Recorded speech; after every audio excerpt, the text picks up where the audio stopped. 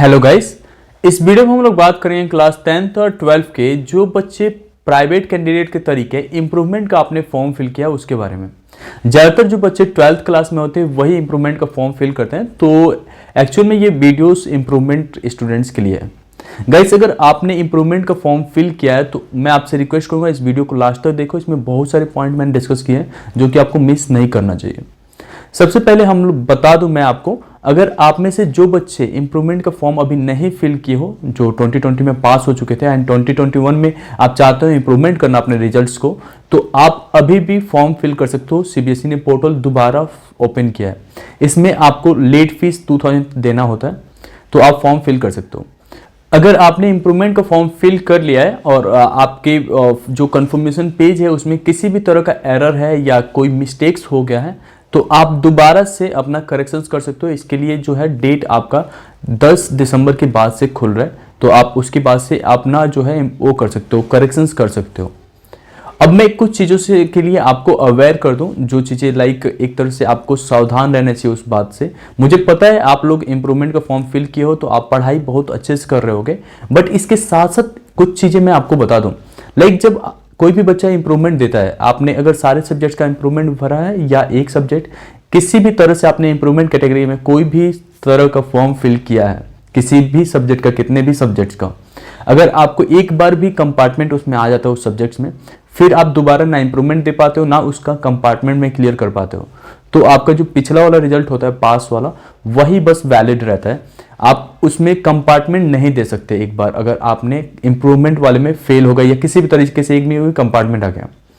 तो जो बच्चे लाइक सब में इंप्रूवमेंट, सारे सब्जेक्ट्स का इंप्रूवमेंट दे रहे हैं, अगर गलती से भी एक भी सब्जेक्ट्स में आपके जो है कंपार्टमेंट आ गया, तो आपका ये वाला जो इंप्रूवमेंट वाला रिजल्ट है वो मान्य नहीं होगा।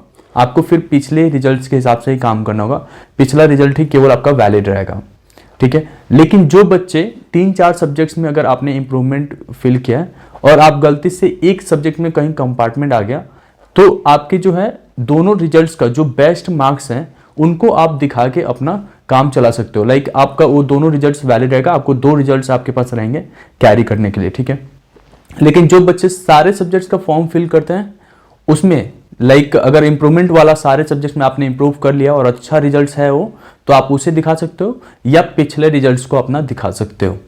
आप में से कुछ बच्चे होते हैं जो 6 सब्जेक्ट आपके पास होता है और उसमें से 5 सब्जेक्ट में आप पास होते हो और एक सब्जेक्ट में फेल हो जाते हो, तो आपको भी इंप्रूवमेंट कैटेगरी में अप्लाई करना होता है, ठीक है। तो आपने इंप्रूवमेंट कैटेगरी में अप्लाई किया तो आपके पास एक तो जुलाई वाला चांस होता है पास करने का। अगर आपने वहां पे पास नहीं कर पाए थे और इस बार मार्च वाले में अपने फिर से एग्जाम देने वाले हो, तो इसमें आपको कंपलसरी है कि पास करना है। ये लास्ट चांस है आपके पास।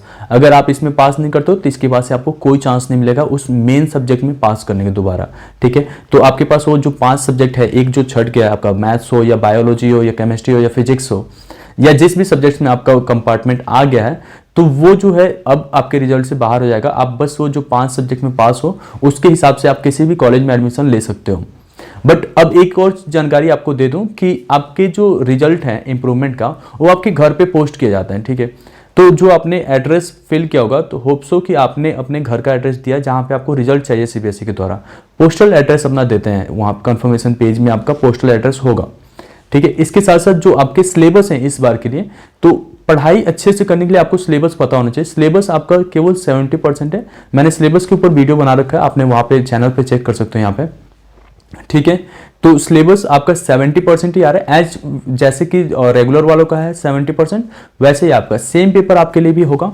सिलेबस का तो हमने देख लिया। आपके एडमिट कार्ड, अगर आपको डाउट्स है एडमिट कार्ड कब आएगा, तो जनवरी के लास्ट या फरवरी के फर्स्ट मंथ में आ जाता है, ठीक है, फर्स्ट वीक में, ठीक है।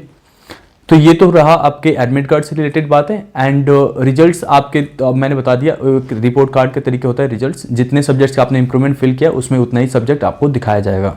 आप में से कुछ बच्चों के डाउट्स होते हैं लाइक कि भैया जब हमारे पास 2-2 रिजल्ट्स हो जाएंगे तो हम लोग कोई फॉर्म कैसे फिल करेंगे। तो मैं आपको बता दूं, जो भी कॉम्पिटिटिव एग्जाम्स के आपके पास फॉर्म होते हैं उसमें आपको रिजल्ट अपलोड नहीं करना होता है। वैसे आपका जो वेरिफिकेशन होता है रिजल्ट्स वगैरह का, वो ऑफलाइन मोड में होता है। तो आप वहाँ पे दिखा सकते हो कि मेरे पास ऐसे है, मैंने इंप्रूव करा था, इसमें इतने मार्क्स आ गए, इसलिए मेरे परसेंटेज ये कैलकुलेट हो रहा है, ठीक है।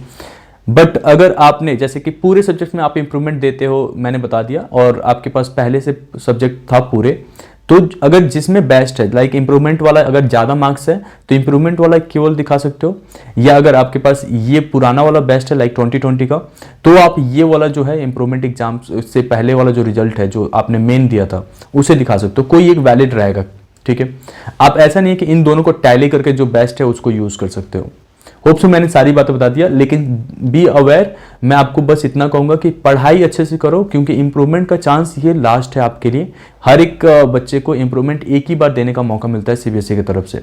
इसके बाद से अगर इसमें कुछ गड़बड़ होता है और आप चाहते हो फिर से इंप्रूव करना, तो दूसरे बोर्ड्स का सहारा लेना पड़ेगा आपको। ठीक है, थैंक यू सो मच।